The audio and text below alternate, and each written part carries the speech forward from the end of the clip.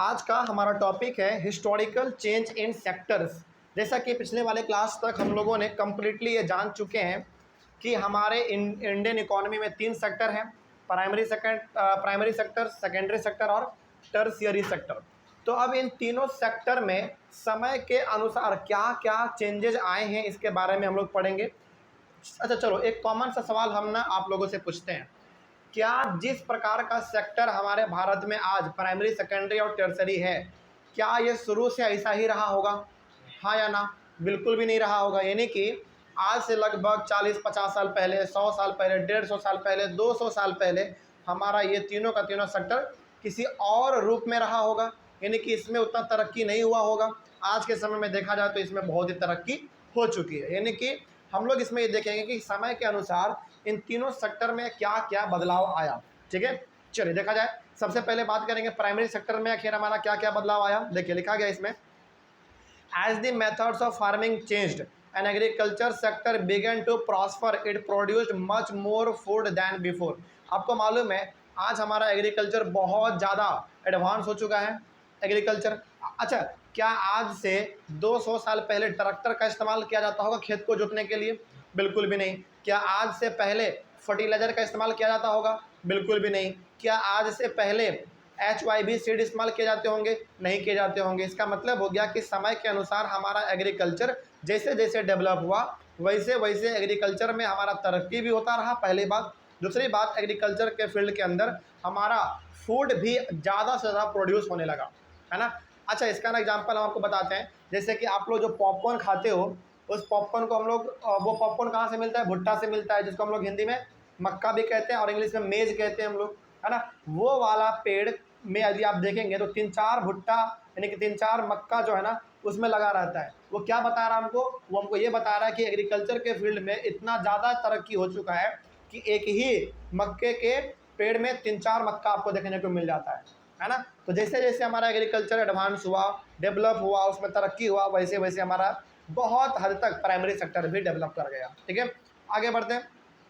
Buying and selling activities increase many times. और जब हमारा एग्रीकल्चर बहुत ज़्यादा आगे बढ़ गया तो चीज़ों का खरीदना बेचना, यानी कि जैसे मान लीजिए कोई एक किसान है जो कि पहले ना 10 बोरे ही अनाज उपजा पाता था, लेकिन आज वो मॉडर्न फार्मिंग का इस्तेमाल करके 100 बोरी इस्तेमाल कर यानी कि 100 बोरी अनाज उपजा दे रहा है। तो यहाँ पे वो क्या करेगा, जो अपना खा सके उतने वो रख लेगा घर के लिए, बाकी जो बच गया उसको मार्केट में जाके बेच देगा, है ना। यानी कि खरीदना और बेचना ये भी काम हमारा लगातार बढ़ता चला गया प्राइमरी सेक्टर के अंदर। तो यहाँ पे हम लोग यहाँ पे कह सकते हैं कि प्राइमरी सेक्टर के अंदर तो बहुत ही तरक्की हुई है। उसके बाद बात कर लेते हैं हम लोग सेकेंडरी सेक्टर के अंदर। देखो सेकेंडरी सेक्टर में लिखा गया है, over a long time. Long time मतलब यहाँ पे लगभग 100 साल से ज़्यादा का बात किया जा रहा है, more than 100 years. New methods of manufacturing were introduced, factories came up and started expanding. यानी कि आज से लगभग 100 साल पहले हम लोग देखें तो उतना ज़्यादा हमारे पास फैक्ट्री, इंडस्ट्री ये सब नहीं था, हमारे पास उतने अच्छे अच्छे मशीन नहीं थे। लेकिन आज यदि हम लोग देखें तो हमारे आज के फैक्ट्री में, आज के कंपनी में अलग अलग प्रकार के मशीन हम लोग इस्तेमाल करते हैं, जिसका अलग अलग प्रोडक्ट को इस्तेमाल करने के लिए इस्तेमाल करते हैं। तो यहाँ पे हम कह सकते हैं कि सेकेंडरी सेक्टर भी हमारा बहुत अच्छा खासा डेवलप किया है ना। क्योंकि हमारे पास पहले मशीन नहीं थे सामानों को बनाने के लिए उतने अच्छे अच्छे, और आज हमारे पास मशीन है।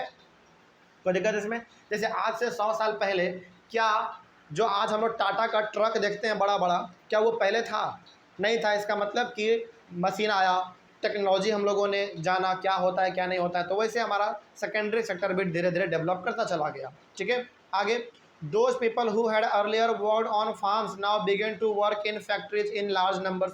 तो जो आदमी बेकार का फालतू में खेत में लगा हुआ था, जैसे मान लीजिए कि आपके पास एक खेत है, उस खेत में मात्र 2 आदमी का ज़रूरत है और उसमें लगा हुआ है फालतू में 4 आदमी, तो 2 आदमी क्या हमारा फालतू में लगा हुआ है ना। तो अब वही 2 आदमी जो फालतू का खेती में लगा हुआ था वो वहाँ से निकल के फैक्ट्री में जा रहा है, काम कर रहा है और अपने घर के लिए एक्स्ट्रा इनकम जनरेट कर रहा है। इसका मतलब हम यहाँ पे कह सकते हैं एक लाइन में कि हमारा सेकेंडरी सेक्टर आज इतना डेवलप हो चुका है कि वो आज के ज़माने में लाखों करोड़ों लोगों को रोज़गार दे रहा है। ठीक है, तो बहुत डेवलप किया है। आगे, people began to use many more goods that were produced in factories at cheap rates। आज हम लोग अपने एवरीडे लाइफ में ऐसे बहुत सारे सामान इस्तेमाल करते हैं जो कि डायरेक्टली इंडस्ट्री में बनते हैं, फैक्ट्री में बनते हैं, कोई दिक्कत इसमें, और वो भी बहुत ही सस्ते दामों में हम लोगों को मिल जाता है कि नहीं। तो वही बात यहाँ पे कहा गया था कि आज हम ह्यूमन बींग्स बहुत सारे चीज़ों का इस्तेमाल कर रहे हैं, वो भी बहुत ही सस्ते दामों में, जो कि फैक्ट्री में बन के आ रहा है। आगे बढ़ते हैं फिर। Secondary sector gradually became the most important in total production and employment. देखिए यहाँ पे यदि आपसे कहा जाए कि सेकेंडरी सेक्टर, प्राइमरी सेक्टर और टर्सरी सेक्टर में सबसे ज़्यादा सामान प्रोड्यूस कौन करता है, तो आपका जवाब होना चाहिए सेकेंडरी सेक्टर, ठीक है। लेकिन आपसे पूछा जाएगा कि सबसे ज़्यादा रोजगार कौन देता है, तो आपका जवाब होना चाहिए प्राइमरी सेक्टर। याद रखिएगा इस बात को। देखिए यहाँ पे ना 3 बातें आपको हम बता देते हैं, और ये तीनों का तीनों बात आपसे MCQ में पूछा जाएगा। सबसे पहला बात पूछेगा कि तीनों सेक्टर में से सबसे ज़्यादा कौन सा सेक्टर है जो कि रोजगार दे रहा है, तो आपका जवाब होना चाहिए प्राइमरी सेक्टर। पहला क्वेश्चन हो गया। दूसरा क्वेश्चन पूछेगा कि सबसे ज़्यादा सामान किस सेक्टर में हमारे बन रहे हैं, यानी कि प्रोडक्शन सबसे ज़्यादा किस सेक्टर में हो रहा है, सेकेंडरी सेक्टर में हो रहे हैं, ठीक है। क्योंकि उसमें हमारा जो है ना कम समय में ज़्यादा सामान बन जा रहा है। क्यों? क्योंकि इसमें मशीन ज़्यादा काम करते हैं, आदमी कम काम करते हैं, ठीक है।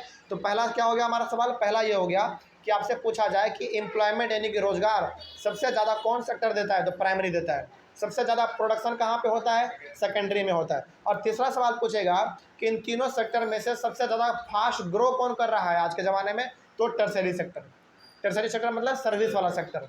सर्विस सेक्टर हमारा जो है आज के ज़माने में बहुत ही जल्दी ग्रो कर रहा है। तो ये 3 सवाल आप याद रखिएगा, ठीक है।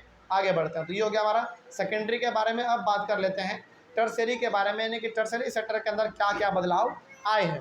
देखिए टर्सरी में लिखा गया है the tertiary sector has also become the most important in terms of total production, यानी कि समय के अनुसार टर्सरी सेक्टर ने भी अपने प्रोडक्शन के तरीके को बढ़ाया है, इसमें भी तरक्की हुआ है, कोई दिक्कत इसमें। यानी कि समय के अनुसार तीनों सेक्टर ने अपने आप को बदला है, अकॉर्डिंग टू नीड ये इन्होंने अपने आप को चेंज किया है, ठीक है। Most of the working people are also employed in this service sector, यानी कि सर्विस सेक्टर हमारा ऐसा सेक्टर है जो आदमी कहीं और काम कर रहा हो उसके बावजूद भी टाइम निकाल के वो सर्विस सेक्टर में अपना काम कर लेता है। जैसे मान लीजिए ट्रांसपोर्टेशन में कर लेगा, गाड़ी चला लेगा, है ना, या फिर मान लीजिए जोमेटो बॉय का काम कर लेगा। जोमेटो बॉय मतलब वही डिलीवरी वाला बॉय का काम कर लेगा, यानी कि आदमी किसी और काम में लगा हुआ हो, 2-4 घंटा काम निकाल के अपना वो ये वाला भी काम कर लेता है। जैसे आज के ज़माने में तो रैपिडो भी आ चुका है ना। तो रैपिडो के लिए कितना चाहिए, मुश्किल से मुश्किल यदि आपके पास दिन में 4 से 5 घंटा है तो उसमें आप 500-600 रुपये आराम से दिन का कमा सकते हो, है कि नहीं। तो ये हो गया हमारा टर्सरी सेक्टर। तो बेसिकली हम लोग यहाँ पे ये कह सकते हैं कि समय के अनुसार हमारा तीनों सेक्टर बदला है, ठीक है। लेकिन कौन कितना बदला ये हम लोगों को बाद में मालूम चलेगा इस वाले टॉपिक में, primary secondary and tertiary sectors in India. कोई दिक्कत यहाँ तक समझने में। चलिए तो इस वाले टॉपिक को हम लोग अपने अगले वाले क्लास में कवर करते हैं। Thank you very much.